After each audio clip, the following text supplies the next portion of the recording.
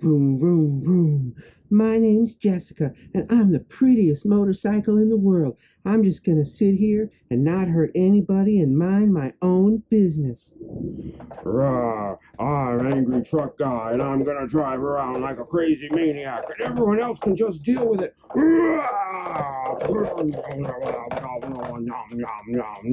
Oh no! Somebody help me! Oh no! Who's getting out of the truck? It's dinosaurs!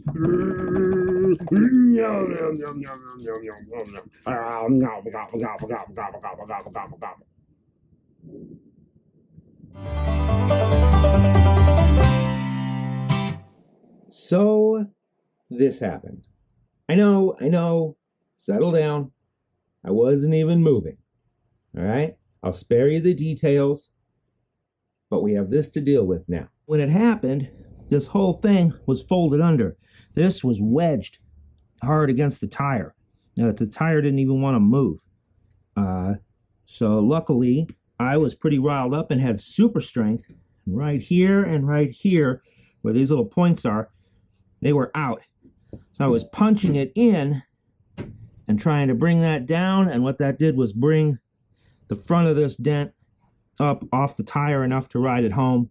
Now we just got to see if we can get the rest of this out of here without creasing it too bad, and we'll see what we can do.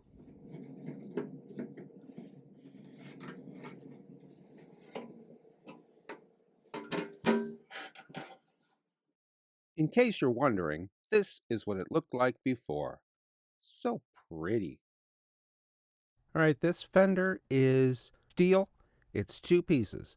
There's an inner fender, and then skinned around that is the outer fender with the body lines and stuff. It's pretty tough. You can see underneath here where it was folded in against the tire, wouldn't let the tire move. It's kind of an S shape. The fender itself is convex, I guess, and then it was smushed in to become concave. So the top crease, actually the paint didn't even crack on, so it really doesn't look as bad as it was originally. All right, kids, gather around. We're gonna learn something. Oh, do we have to? Yeah, get over here. So if you roll up the potato chip bag and just let it go, it wants to unroll because there's really nothing holding it to stay rolled up. But if you crease the edges, or I guess more accurately to say, fold it so that there's tension somewhere, like that, that tension will hold in the rest of the dent. Bam. You just learned a potato chip hack. In my day, a hack was someone who did inferior bodywork. Benny Smash.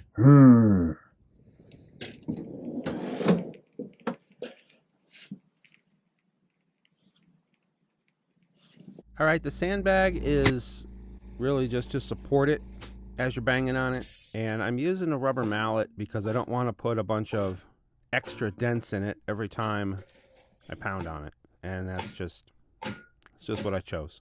I should say at this point that I am not a professional body man. If you know a professional body man that's really good, be nice to that guy because they are wizards. I don't do this a lot. I don't do it often. So I'm just going with what I kind of know. If you know better, hey, let me know what I did wrong. But these are the choices I'm making.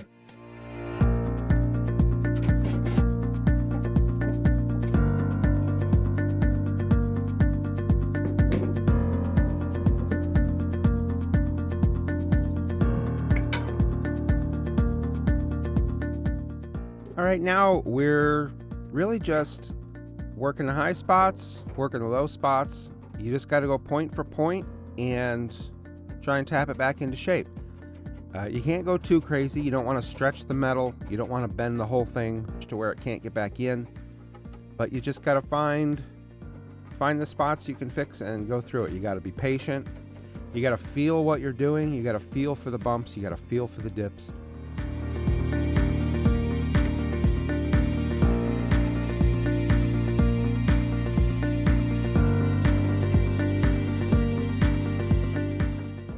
Hammer, hammer, hammer, hammer. Hammer, hammer, hammer, hammer, hammer.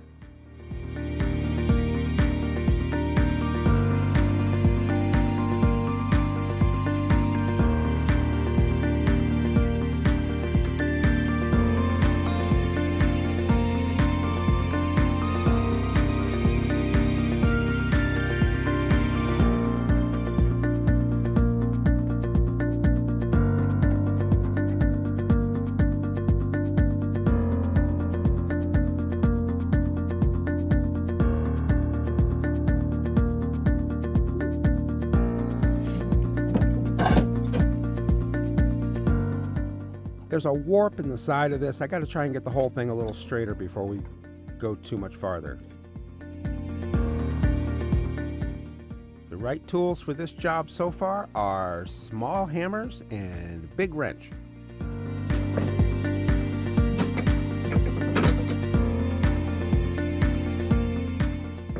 The farther we go on this, the finer we're working. You know, we started out beating it on the floor. Then we worked it on the little trailer hitch anvil. Now we've got it on the bench.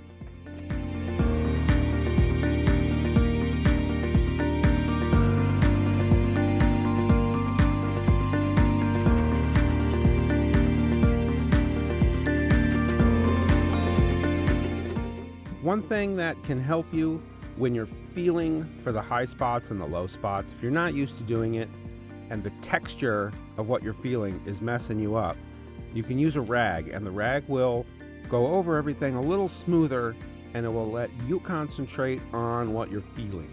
This is really good later when we get into the prime and paint work, but it works good now for the body work just as well. Now I'm just cleaning off paint. I could have done this in the beginning, but when I first start working on it, just visually seeing where the damage is kind of helps me focus in a little bit. Again, that's just my choice.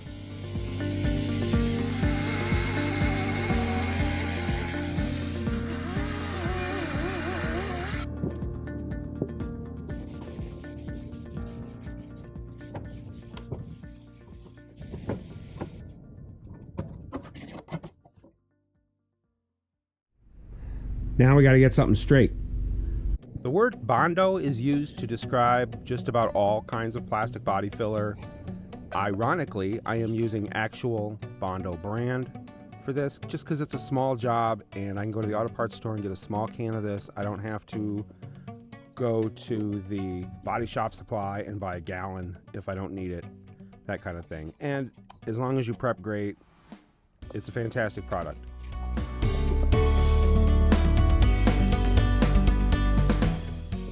This goes on thin, and most of it gets sanded back off. There's really not a lot that stays on. If this were a boat, they would call this fairing. It's just smoothing out the tiny bit. My bike doesn't have a fairing, it has a full windshield. Fairing jokes.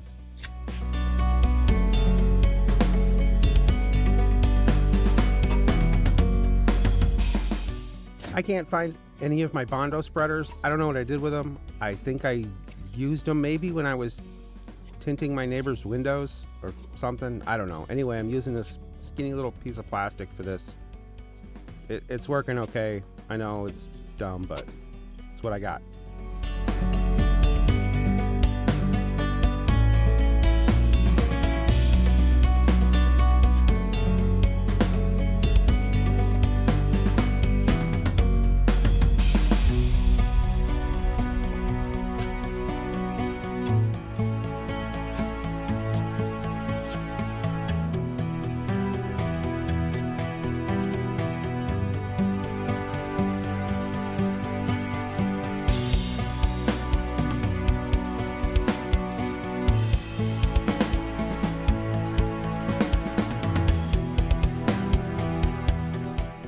So we got concourse sandpaper on the sander, and we're just knocking down the top, the little lines from smearing it around, and then we'll get to blocking it out straight.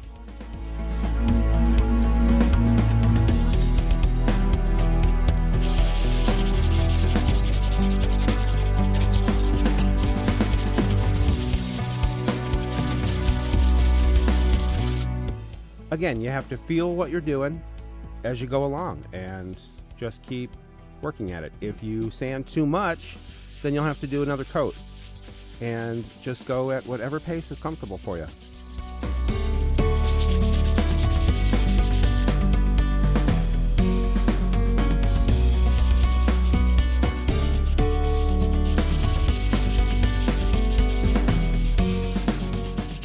Couple little high spots that I had to hit.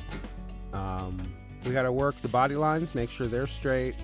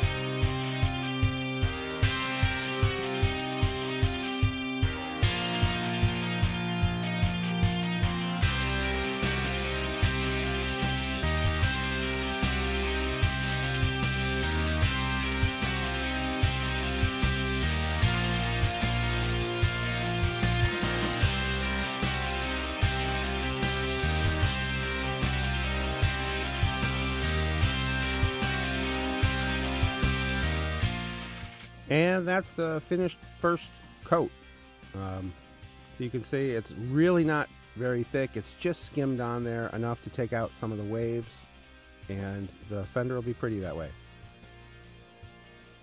Now I got the DA sander out, and we're just sanding back the red paint a little bit more. We're going to feather it.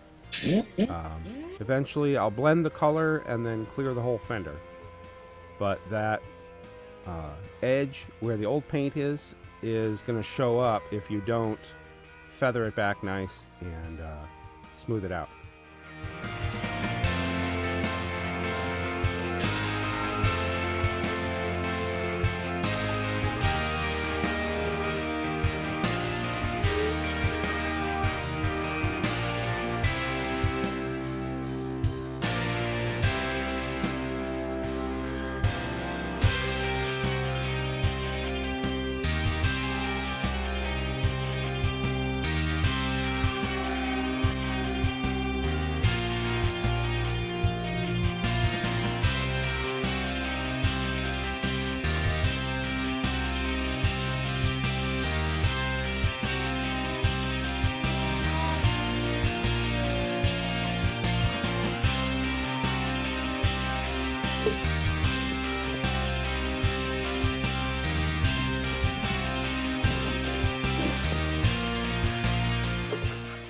So it's kind of like archaeology here. We've dug down through the layers, and what you have is the original gray sealer primer from the factory, then the red paint, and then the original clear that was sanded down. And then when the bike was repainted back when we did the gas tank and the saddlebags, you have the white sealer that Colorite told us we were supposed to use. And then you have the new red paint, and then you have the new clear.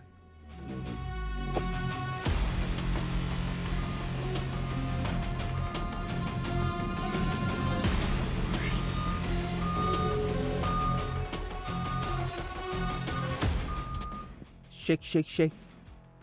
Shake, shake, shake. Shake your paint can. Shake your paint can. I'm trying out this primer. Somewhere on a forum I read that it was good stuff. I actually thought this was the epoxy version, which mixes in the can, and then you only have a certain amount of time to use up the can because it's going to harden. But I guess I bought the wrong thing because this is the regular stuff, and we'll see how well it works.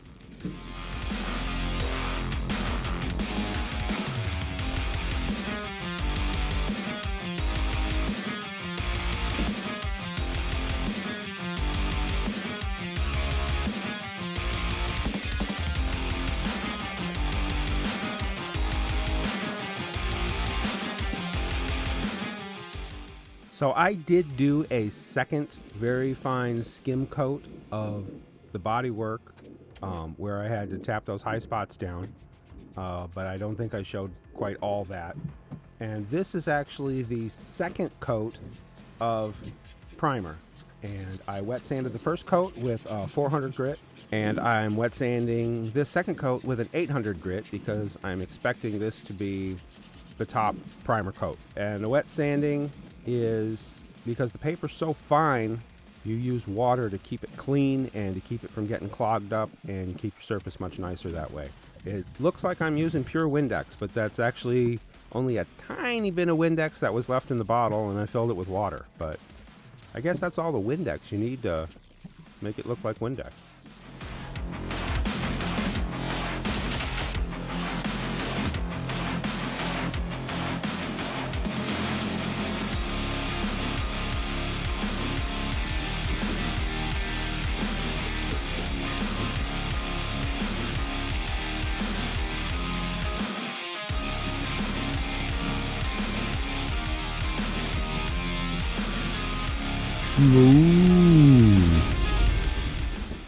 Now when the fender's wet, you can see a lot of reflections, and if you couldn't tell before now, this is when you're really going to start to see if you got it straight or not, because any waviness, any high spots, low spots, they're going to be really obvious at this point.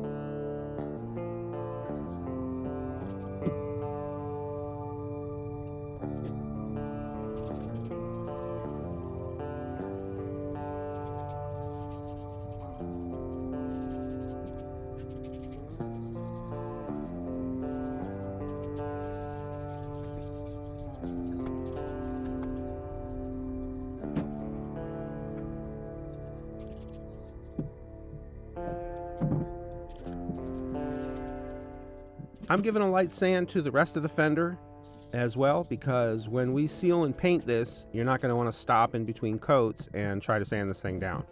So I got to get it as prepped as possible.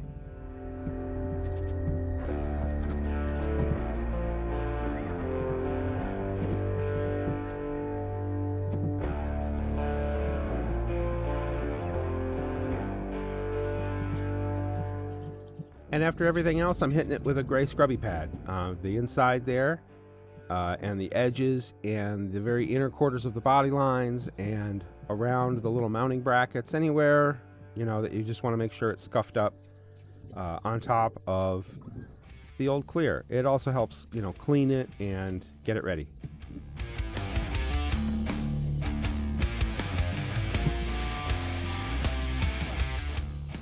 And this fender is ready for paint.